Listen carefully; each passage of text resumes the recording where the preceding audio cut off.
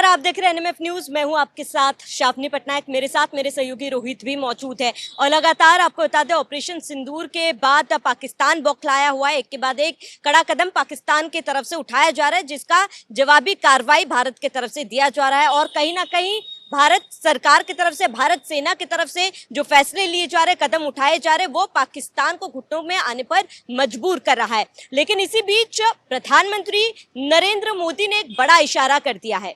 PM Modi ने बैठक की है और पाकिस्तान की तरफ से जो हमला किया जा रहा है उसके बाद बैठक कर एक बड़ा संदेश दिया है। एक मीडिया रिपोर्ट के अनुसार मीटिंग में प्रधानमंत्री नरेंद्र मोदी ने ये कहा है कि ये तो बस अब शुरुआत है। इसके साथ ही कई निर्देश इस बैठक में प्रधानमंत्री नरेंद्र मोदी ने दिए, जिससे ये साबित होता है रोहित की भारत सरकार आने वाली हर परिस्थिति के लिए तैयार है। चाहे इंटरनली हो, एक्सटर्नली हो, भारत सरकार हर कदम पर तैयार है पाकिस्तान को मुंहतोड़ जवाब देने के लिए।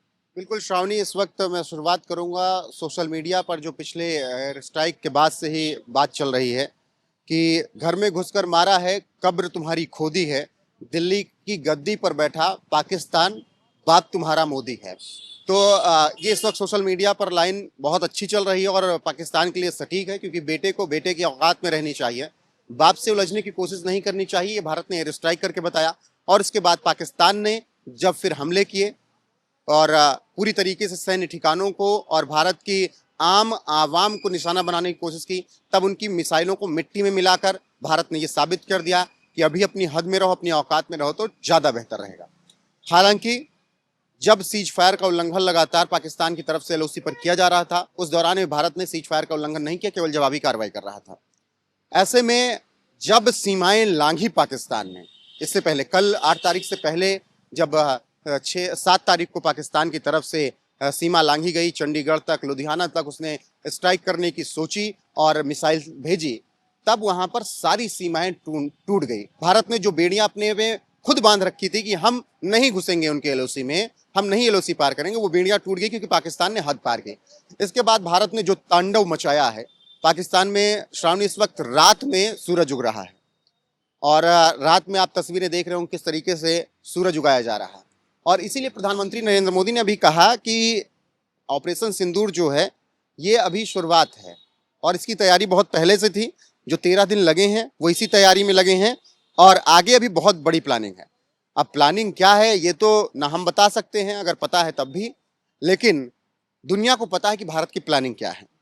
और भारत पाकिस्तान को कैसे मारेगा ये केवल 2 ही 3 लोग जानते हैं, या तो सेना जानती है या फिर प्रधानमंत्री जानते हैं। तो प्रधानमंत्री नरेंद्र मोदी ने ऑपरेशन सिंदूर पर सबकी तारीफ की, ऑपरेशन सिंदूर की सफलता पर उन्होंने सेनाओं का धन्यवाद किया, सादर प्रणाम किया। और जिस तरीके से प्रधानमंत्री नरेंद्र मोदी का ऑरा है कि वो सैनिकों का, बुजुर्गों का हमेशा सम्मान करते हैं और पांव छूकर सम्मान करते हैं, तो उन्होंने एक बार फिर से सेना का प्रणाम तहे दिल से किया और उन्होंने कहा कि हम तो हमेशा तैयार रहते हैं, लेकिन हम और मजबूती से अब तैयार हो चुके हैं और हम आगे के लिए भी पूरी प्लानिंग कर चुके हैं। प्रधानमंत्री मोदी का यही संदेश था कि हम लंबे समय तक तैयार हैं। श्रावणी, ये नहीं कि 8 दिन 15 दिन। और ये तब और ज़्यादा सटीक बात हो जाती है जब मुझे पाकिस्तान के एक सांसद का बयान सदन में उनके याद आता है। पाकिस्तान के सांसद कल कह रहे थे कि नरेंद्र मोदी वो है जिसको कोई भी हल्के में नहीं ले सकता, पहली लाइन। दूसरी लाइन उन्होंने कही कि अगर आप लोग ये सोच रहे हो कि नरेंद्र मोदी एक एयर स्ट्राइक से खामोश बैठ जाएगा और अब की केवल छोटी मोटी हानि भारत को, पाकिस्तान को पहुंचाएगा, तो भूल जाइए। नरेंद्र मोदी ने सिंधु समझौता अगर रद्द किया है तो उसने केवल कुछ दिन के लिए हमारा पानी नहीं रोका है, उसने हमारी 10 पुश्तों को बर्बाद करने की ठान ली है। ये पाकिस्तान के संसद में सांसद का ऑन रिकॉर्ड बयान है, जिसको हमने लगातार आपको सुनाया है, खबरें बताई हैं। उस सांसद का कहना है कि मोदी हमारी 10 नस्लों को तबाह करने की प्लानिंग कर चुका है। तो ऐसे में प्रधानमंत्री नरेंद्र मोदी का भी बयान कि हम लंबी तैयारी के साथ हैं। तो ये अगर बातें आप समझिए तो पाकिस्तान को भी पता हो गया है कि मोदी छोड़ने वाला नहीं है। उनकी केवल एक पुश्त नहीं, 10 पुश्तों को बर्बाद करने के लिए, जो आतंकवाद के साथ हैं, फिर मैं कह रहा हूँ सिविलियंस नहीं, जो आतंकवाद के साथ हैं, उनकी 10 पुश्तों को बर्बाद करने की तैयारी। और मुझे लग रहा है 1-2 पुश्तों को ऐसे मार देंगे ना तो आगे की पुश्तें पैदा होने से पहले कोक में ही कहेंगे कि मम्मी मुझे मर जाने दो, मुझे नहीं आना है क्योंकि सामने भारत है। बिल्कुल रोहित, और इसके साथ ही क्योंकि शुरुआत में मैंने कहा कि भारत केवल एक्सटर्नली ही नहीं इंटरनली भी तैयार है। एक्सटर्नली हम देख रहे हैं कि भारत किस तरीके से सामना कर रहा है पाकिस्तान का, युद्ध का किस तरीके से जवाबी कार्रवाई कर रहा है, लेकिन इंटरनली भी भारत सरकार देशवासियों के हर एक कदम पर साथ है। ये भी ध्यान रखा जा रहा है कि कहीं इस स्थिति का फायदा कोई गलत लोग ना उठा ले। श्रावणी, मुझे लगता है कि ये बहुत सुखद है। अब की पिछली 2 स्ट्राइक जब सर्जिकल और एयर स्ट्राइक हुई इस देश ने की, तो सबूत मांगे गए इस देश के तमाम नेताओं द्वारा। आपकी बहुत सुखद है कि सब कुछ छोड़कर सभी पार्टियां एक साथ कह रही हैं कि मोदी से पाकिस्तान कांप रहा है, पाकिस्तान खौफ में है, और सभी पार्टियां ये कह रही हैं कि हम सरकार के साथ खड़े हैं, सरकार जो फैसला करेगी हम उनके साथ रहेंगे और पाकिस्तान को सबक सिखाया जाना चाहिए। असदुद्दीन ओवैसी जिस तरीके से लगातार भारत सरकार के सपोर्ट में उन्होंने कहा कि अब की मारना नहीं, अब की लाहौर में घुस के बैठ जाना, इस्लामाबाद पे कब्जा कर लेना है। राहुल गांधी लगातार सपोर्ट में हैं। हालांकि कुछ ऐसे अराजक तत्व हैं जो अब भी कह रहे हैं कि वार नहीं होना चाहिए। ठीक है, हम हमेशा कहते हैं भारत की तो यही थीम रही है कि हम युद्ध को कभी मानते ही नहीं हैं, हम बुद्ध के रास्ते पर चलने वाले हैं। लेकिन कब तक बुद्ध के रास्ते पर चलते रहें? आज चैन खोली गई, कल पैंट उतार दिया जाए, तब तक भी बुद्ध के रास्ते पर रहें? युद्ध तो करना पड़ेगा। और युद्ध की शुरुआत भी हमने नहीं की। युद्ध की शुरुआत पाकिस्तान ने ऐलान किया। हमने तो ऑफिशियल अभी ऐलान भी नहीं किया कि हम युद्ध करने जा रहे हैं। हम तो अभी केवल उनके ड्रोन्स, उनकी मिसाइलें गिरा रहे हैं, उन जवाबी कार्रवाई कर रहे हैं। पाकिस्तान ने तो यहां तक कह दिया कि युद्ध का ऐलान हो चुका है, शहबाज शरीफ ऐलान कर चुका है। असीम मुनीर सेना को जाकर अल्लाह की कसम दे रहा है, कह रहा अल्लाह की कसम तुम्हें उतरना पड़ेगा। पाकिस्तान की सदन में कहा जा रहा है कि ये गजवाए हिंद की लड़ाई है, आप सब कोई लड़िए। क्योंकि वहां की सेना में तो दम बचा नहीं, वो तो रिजाइन देके भाग रहे हैं। उनके एयर फोर्स वाले पायलट जो हैं वो कह रहे हैं कि हम उन्हें उड़ान पे नहीं जाना है। उन कह रहे हैं कि हमको F-16 लेके नहीं जाना, राफेल बाहर से ही मार दे रहा है, हमें नहीं मरना है। उनके हुक्मरान भाग रहे हैं इंग्लैंड। वो एक मरवाद करके उनका सांसद था, उससे पूछा गया कि अगर हमला होता है, जंग होता है, तो आप बंदूक लेके सरहद पर जाएंगे? कह रहा पागल हो क्या, मोदी मेरी खाला का लड़का थोड़ी कि मैं उससे बोलूंगा शांत बैठ जा तो शांत बैठ जाएगा। जैसे जंग होगी मैं बैग उठाऊंगा, भाग जाऊंगा इंग्लैंड। तो ये हालात हैं पाकिस्तान के। और इमरान खान के साथ क्या क्या हुआ जा रहा है, अब उसके समर्थक जेल तोड़ने पे आ गए हैं कि इमरान खान ही बचा सकता है। हालांकि पाकिस्तान को अल्लाह के भरोसे छोड़ दिया। सदन में सांसद ने कहा कि अब अल्लाह ने हमें पैदा किया है तो अल्लाह ही बचाएगा। तो ये तो हालात हैं। तो ऐसे में भारत की प्लानिंग 65 में भी थी, 71 में भी थी, 99 में थी, सर्जिकल स्ट्राइक, एयर स्ट्राइक के टाइम पर भी थी, कोविड के समय भी थी, और कोविड के बाद भी है। रोहित, और कुछ लोग जो है आपदा में अवसर ढूंढते हैं, उन्हीं चीजों को रोकने के लिए प्रधानमंत्री नरेंद्र मोदी ने कुछ फैसले किए। ये दर्शकों का भी जानना बहुत ज्यादा जरूरी हो जाता है। कई बार क्या होता है कि इस तरीके की स्थिति में लोग कई चीजों का जो रोजमर्रा की चीजों के उसके दाम बढ़ा देते हैं, अत्यधिक दामों में बेचते हैं। उन तमाम चीजों को रोक लगाने के लिए भी प्रधानमंत्री नरेंद्र मोदी ने कदम उठाए। लेकिन रोहित, पाकिस्तान की तरफ से कहीं ना कहीं साइबर स्ट्राइक करने की कोशिश की जा रही है, जिस पर लगाम लगाने के लिए भी प्रधानमंत्री नरेंद्र मोदी ने कई निर्देश भी दिए, लोगों को भी सतर्क रहने को कहा है। श्रावणी, सबसे पहले तो उसमें बात करेंगे कि सामान के दाम लोग बढ़ा देते हैं। तो ये जो कुछ सोशल मीडिया पर ट्वीट्स आए, भ्रामक ट्वीट थे। भारत का कि कोई भी किराना स्टोर वाला, कोई भी फल विक्रेता, कोई भी सब्जी वाला, किसी भी तरीके के सामान बेचने वाला जो कि रोजमर्रा की जिंदगी में है, उसके दाम नहीं बढ़ा रहा है।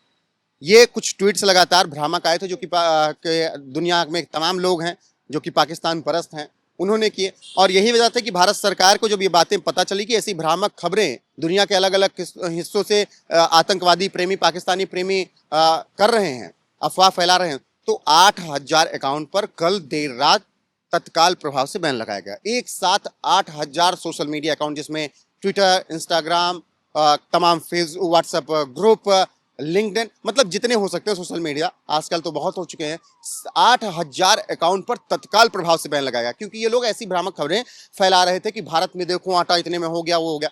तो ये सब झूठी खबरें थी। बहुत नॉर्मल है देश, भारत में तो स्थितियां नहीं है, वो पाकिस्तान में हालात, हालांकि उनके यहाँ है नहीं, तो दाम क्या चीज की बढ़ाएंगे, भीख कोई दे रहा तो खा ले रहे हैं। तो भारत में ये भ्रामक खबरों को खंडन कर दिया है। हमने कल रात भी खंडन किया कि सभी स्थितियां ठीक हैं, कोई पैनिक होने की जरूरत नहीं है, कुछ भी स्टोर करने की जरूरत नहीं है। भारत में सब कुछ स्थिर है, सब कुछ शांत है, सब कुछ अच्छा है। भारत वो देश है जो कि पाकिस्तान में तबाही मचाएगा, भारत का पाकिस्तान कुछ उखाड़ नहीं पाएगा। दूसरी बात, आपने साइबर अटैक की बात की। देखिए, साइबर अटैक, हर अटैक तो फेल हो गया। हम शुरुआत से कहते आए कि पाकिस्तान ज्यादा से ज्यादा 3 बार अटैक करने की हिम्मत कर सकता है। 2 बार तो औकात बता दी, तीसरी बार वो हिम्मत नहीं करेगा क्योंकि वो जान बचाने के लिए रखा होगा। अब ऐसे में वो सोच रहा है साइबर अटैक करें, तो भारत ने उसकी भी तैयारी कर रखी है। साइबर अटैक की भी तैयारी भारत ने रखी है। प्रधानमंत्री नरेंद्र मोदी ने यूं ही नहीं कहा कि हम लंबी तैयारी से हैं। साइबर अटैक हो, फिर आसमान का अटैक हो, थल सेना से अटैक हो नीचे की तरफ, तो हर अटैक की तैयारी इस देश ने कर रखी है और हर देशवासी इस वक्त एक दूसरे के साथ है। अगर किसी के पास कोई प्रॉब्लम है तो दूसरा उसके साथ खड़ा है। घाटी में जो हमारे लोग हैं, पीओके में जो हमारे लोग हैं, जम्मू कश्मीर में जो हमारे लोग हैं, उनका भी ख्याल रखा जा रहा है। जो थोड़ा बहुत अलगाववाद की बात कर रहे हैं उनको भी ठीक करके उनको भी दुरुस्त किया जा रहा है। तो पूरी तरीके से भारत में सब कुछ ठीक है और पाकिस्तान को जवाब दिया जा रहा है। और इसीलिए पाकिस्तान कह रहा है कि हमारी 10 नस्लों को, 10 पुश्तों को खत्म करने की कसम मोदी खा चुका है। और प्रधानमंत्री नरेंद्र मोदी का कहना है कि सेना ने शानदार काम किया, हम उनको प्रणाम करते हैं, तो ऐसे लगे रहना है। ऑपरेशन सिंदूर रुक नहीं रहा है और आगे की तैयारी हमारी बड़ी है। बिल्कुल, और इसीलिए कहा जा रहा है कि वो समय था रोहित जब भारत में अलग अलग पार्टियां हुआ करती थी और आज पूरा देश एक पार्टी है। हर कोई एक साथ खड़ा हुआ है। जहां एक तरफ पाकिस्तान के तमाम नेता जो आम जनता की सुरक्षा के लिए तैनात किए गए थे वो भाग रहे आम जनता को मुसीबतों में डाल के, वहीं दूसरी तरफ भारत एकता के साथ खड़ा हुआ है रोहित। क्योंकि आपने शुरुआत में एक सोशल मीडिया पोस्ट का जिक्र किया था, तो मैं अंत में भी एक पोस्ट का जिक्र करूंगी कि अब मसूद अजहर भी उस आतंकी को ढूंढ रहा होगा जिसने ये कहा है कि मोदी को बता देना। मुझे लग रहा है कि कहा था ना पैंट की जिप खोलने के बाद कि जाकर मोदी से बता देना गोली मारने के बाद। भाईजान बता दिया, अब क्या करें, आप तुमने ही कहा था बता दिया। अब बता दिया तो मोदी पे भी डिपेंड करता, तो वो क्या करेगा, तो मोदी कर रहा है। अगली 10 पुश्तें पाकिस्तान खुद कह रहा है कि खत्म करने की ठान रखी है। पाकिस्तान के सांसद बयान दे रहे हैं कि मोदी बस रुकने वाला नहीं है, 10 नस्लों में खौफ भरने की तैयारी कर चुका है। तो वेट एंड वॉच, पाकिस्तान की तबाही लगातार एनएफ पे आपको देखने को मिलती रहेगी। तो आपका क्या कहना है, भारत सरकार की तरफ से जो तमाम कदम उठाए जा रहे हैं इसको लेकर आपका क्या कहना है? पाकिस्तान की जो स्थिति है, भारत सरकार, भारत सेना ने जो स्थिति कर रखी है उस पर आपका क्या कहना है? हमें कमेंट बॉक्स में जरूर बताएं और बने रहिए एनएमएफ न्यूज के साथ।